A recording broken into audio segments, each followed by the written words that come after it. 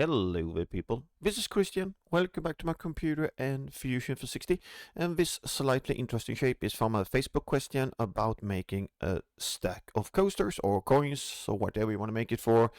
Let's look from the front, and as you can see they are patterned on an incline in this direction, but at the same time they are slightly angled. There's a multitude of ways of doing this. I'm just going to show you how I decipher the geometry using a sketch. I will not make the foot. Let's remove this one, jump over to the one I want to show you.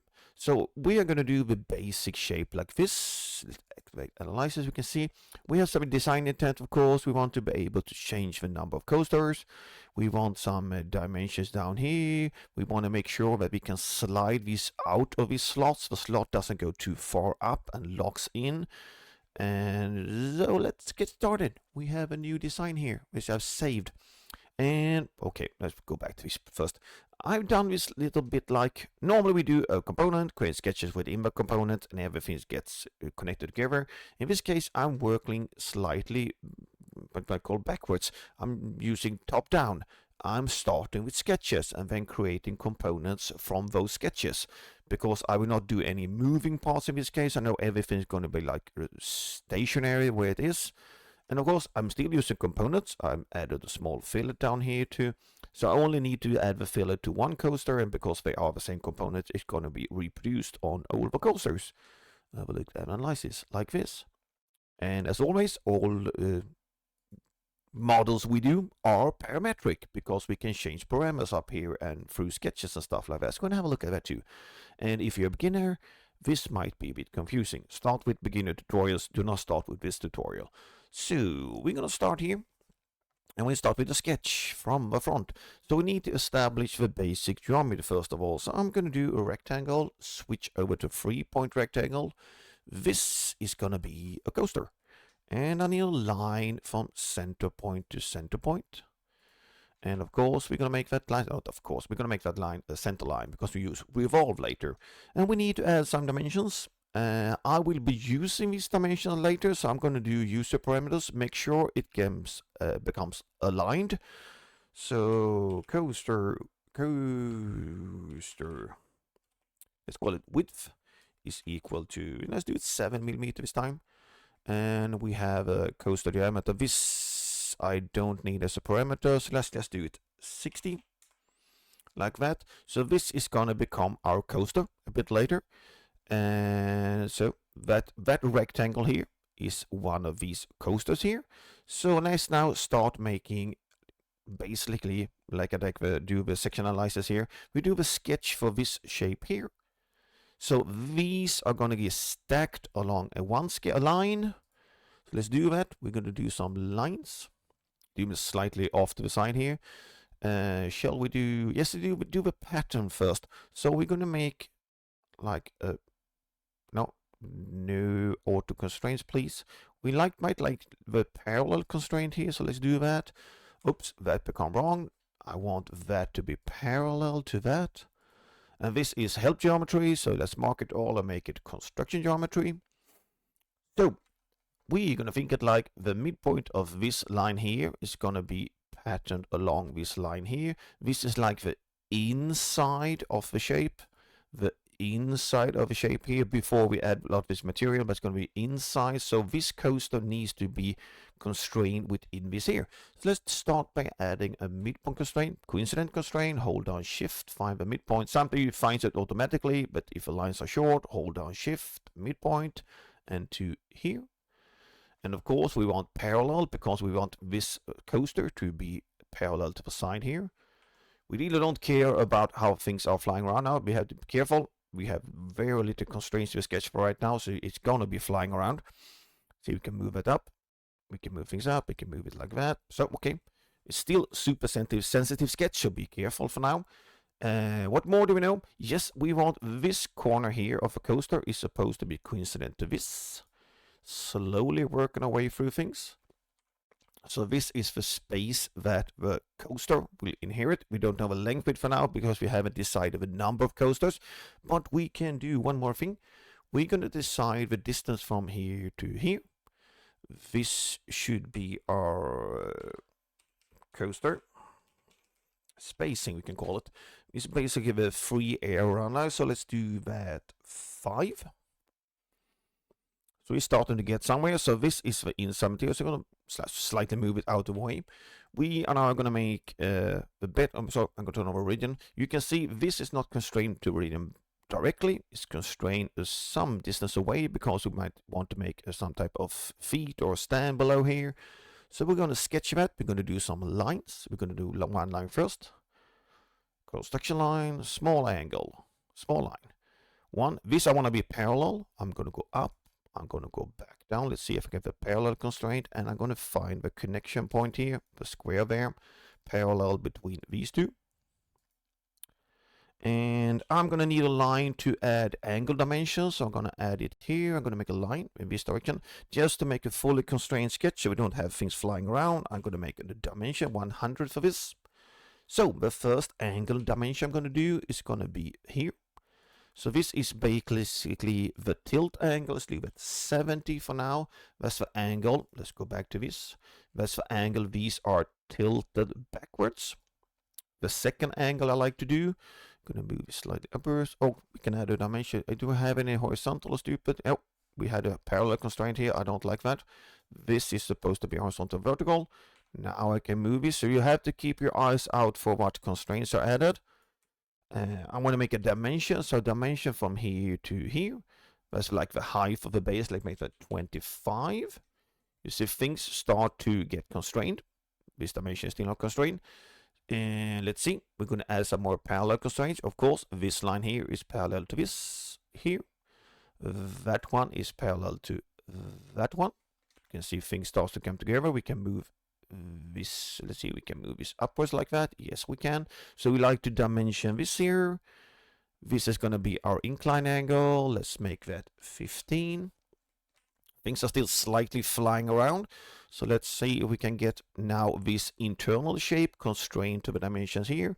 So I'm going to move it slightly over so I can put the dimension in the correct place. I want to create like a wall thickness here. Let's make that 2 millimeters. I want the same distance in other places, that's between here and here. I'm just going to pick up a dimension here. You can see the sketch starts to get a bit confusing, but we need to just keep things simple. So let's see, this is the inside, yes, so we're going to dimension from here to here. We'll pick up at the same dimension. The thing starts to get locked up. And but of course, now is the question, how high up this line here? Let's go back here. It's going to be remove analysis. Going to be, come on, front view. Come on, fusion. Okay.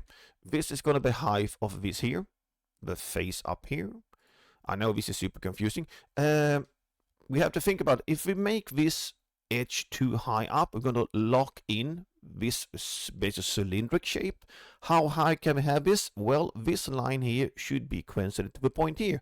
This is the widest part of this coaster or coin or whatever it is. So we're going to make a coincident between this here and here.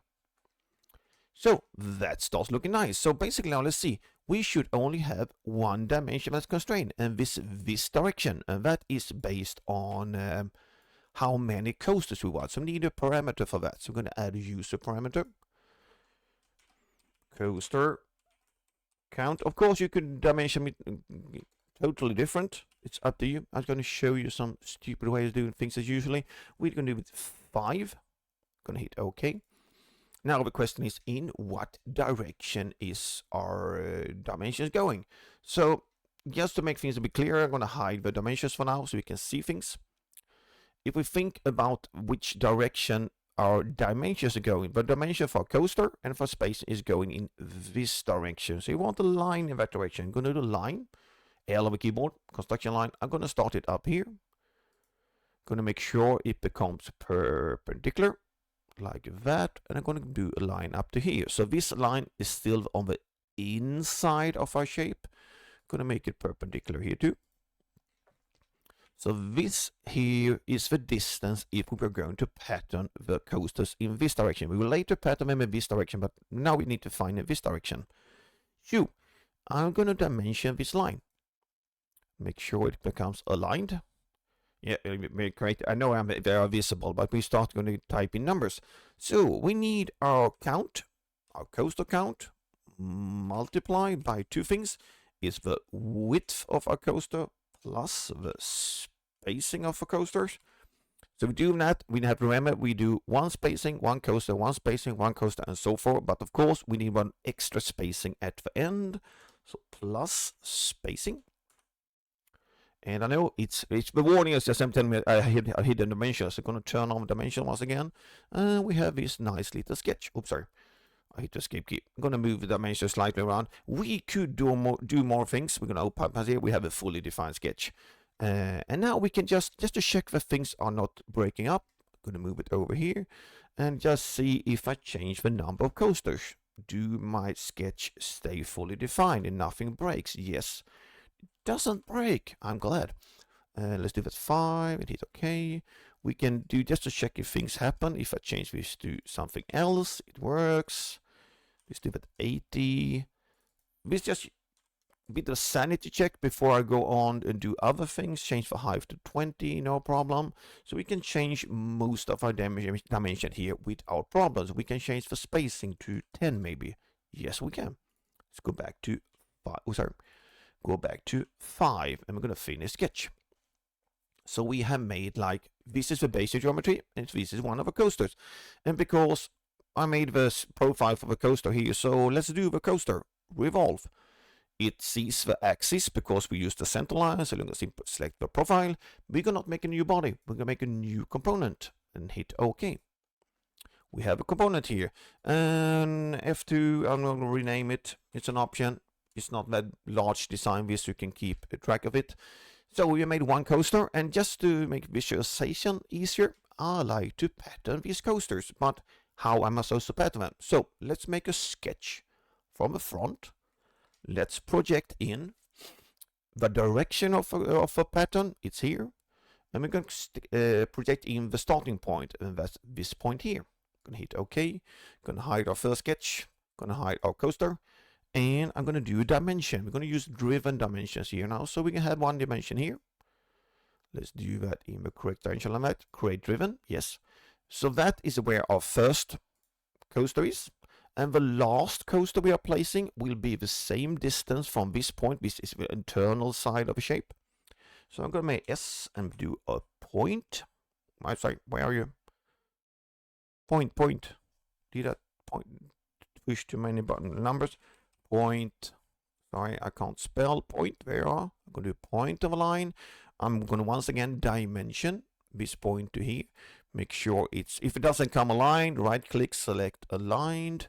And I'm going to pick up this driven dimension here. So everything is nice. We could do calculation of this, but we have Fusion. Let Fusion do all the calculation. Now dimension from point to point. Make sure right click aligned. So this driven dimension we are creating is going to be our pattern dimension. How the extent of the pattern. So let's name it because we're going to use it outside of a sketch. Sketch 2. There you are. Is that one. Coaster pattern extent. I'm just slightly over naming things so you can extend so you can see things. And one more thing, we need to make this a favorite. So I'm going to click on the blue star and it pops up. Here are one of our favorites. Hit OK. Going to finish sketch. S on the keyboard and let's find rectangular pattern. I have sorted out the design shortcuts. I have a pattern here.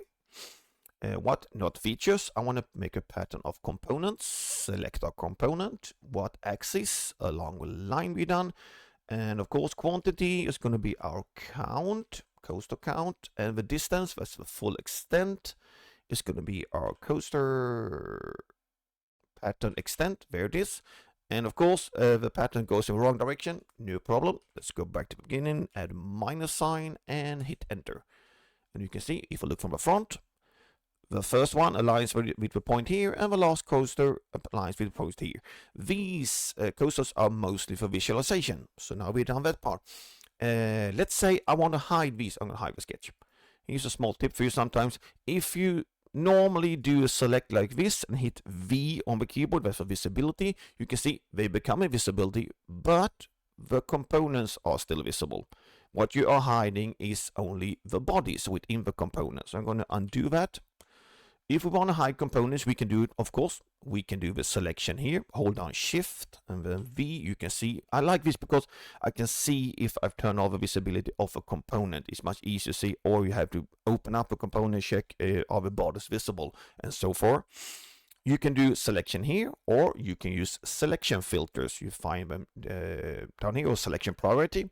I have moved up to the toolbar, so I can simply hit selection filter priority of components, select everything, hit V. You can see it's the component that got unvisible or non-visible, not unvisible, non-visible. But we have to remember now the selection priority is still active, so we have, you can see the small check mark. We have to uncheck that to keep on working. Let's turn on our first sketch. We have all the base geometry we need to make the support for all these coasters. So we could create plane at angle, use the line we made here. Of course, this is 90° off, so I'm going to add a 90° angle to that plane. We're going to create a sketch on a newly constructed plane. You can select it here, you can select it out here, whichever way you want to do. Fusion has a tendency of sometimes moving sketches slightly here. I'm simply going to hold down Shift and just move the sketch slightly around, and it pops around in the right direction. I don't know why angle or planes sometimes do things like that. And we're going to hit now, we're going to need some geometry. P for project. I want these circles to be aligned to the center of, what do you call it? The center of the coasters, sorry. Let's see, we are in the right direction. So I'm going to project in this point. And then, of course, as we talked, we don't want the support to go higher up than this line here, so I'm going to project in that. And I need to project in the bottom, this down here. This is enough material below here, so we don't cut through with the coasters, or the coaster slots. I'm going to hit OK. I'm going to make a circle. The circle is going to start up here, go out to here. I'm going to make a line straight over. I can use the horizontal constraint if I want to do that, and then make a coincidence between this and this point. So if we look here, we don't want our support to go higher than this, because then it would lock in the coaster, and we want it to go down like this so that it holds enough material below. And in this one, I'm going to show you, I made this little cut out here, so let's add that by doing a circle from the center, 30 millimeters, something like that. I'm going to finish sketch. We can do it directly here because it's sweep. We're going to make a solid sweep of this body along what? We're going to select the path. Make sure chain selection is off, otherwise we sweep all along. And of course, we can use one of the lines that's connected here, and that's this one that goes from front all the way to the back of the body we want. And I'm going to hit OK. You can hide the sketches. You can, of course, name sketches if you want to do that.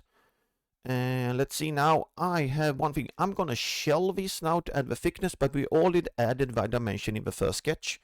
So we can do covering. I'm just going to simply open the sketch and find my 2 millimeter dimension, that one. Click on it and see it's called D8. So I'm going to use that in the shell command. Shell command I have here. I'm going to select the top faces and D8 and hit enter. Hide the sketch. So we have made like the outer shell of what we want to do. But let's say now we're going to turn on our coasters, make them visible.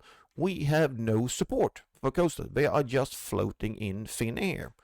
So let's do this. You might notice another thing.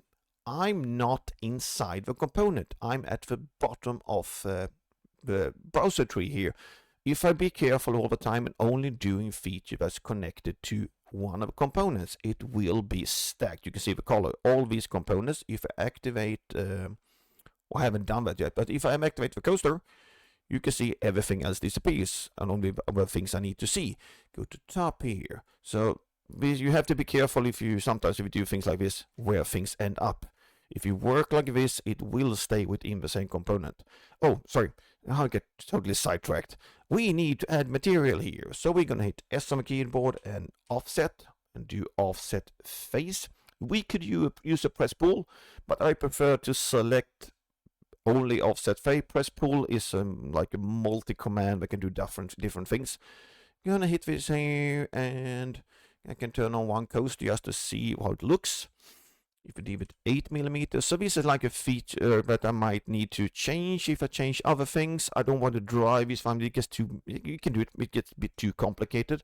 8's good, like that.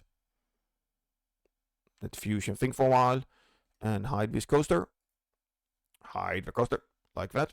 So, now we want to make the cutouts. I'm going to reuse our first sketch. I'm going to do a revolve of that. Oh, sorry, not sweep. We're going to revolve the profile. It's going to do a cut. That's exactly what I want to do. I'm going to hit OK. You can see the features are still added to the same component. Once again, S, rectangular pattern, or click on the pattern like that. Are those components? No, this time we might get features.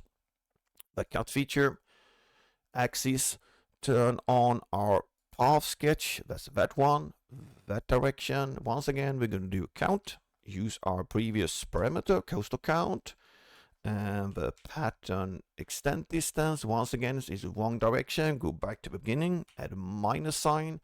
We can run this optimize because we are optimize is a pattern of faces. We have the same faces the whole way. We are cutting through the same geometry.